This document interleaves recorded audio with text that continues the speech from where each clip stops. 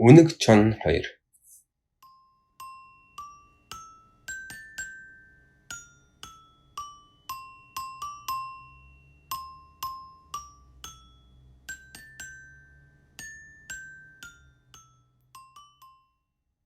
Үнэг чон 2 хам тавьж байгаад гүзээ шар тос олжээ.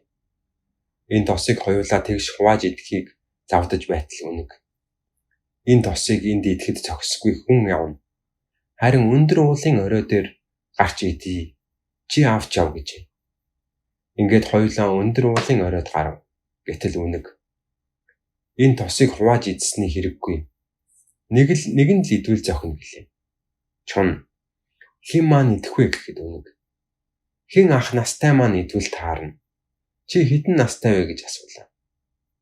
Чон үнгийг мэхлэж өнөөх тосыг идэхийн тулд намайг багахад сүмбэр уул довшиг сүн далай шалбаагчиг байсан билээ гэхэд үнэг учир зүггүй уйллаа. Чон дотроо шар гайхал чамайг нэг мэхэллээ дээ. Одоо уйлсан ч уйлаагүй ч тос минийх болсон доо гэж бодоод. Чи юундаа уйлаа вэ гэхэд үнэг. Надад 3 зулцах бий.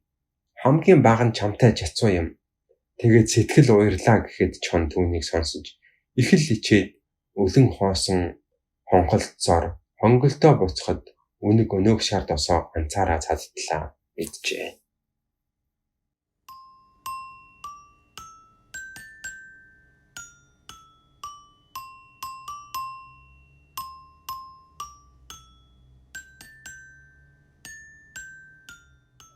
Маш сайн магадлан бодоод маргаашийн үлгэрийг дэлгэн сонсоорой. Ардынхаа сайхан үлгэр шиг амар сайхан жаргаарай.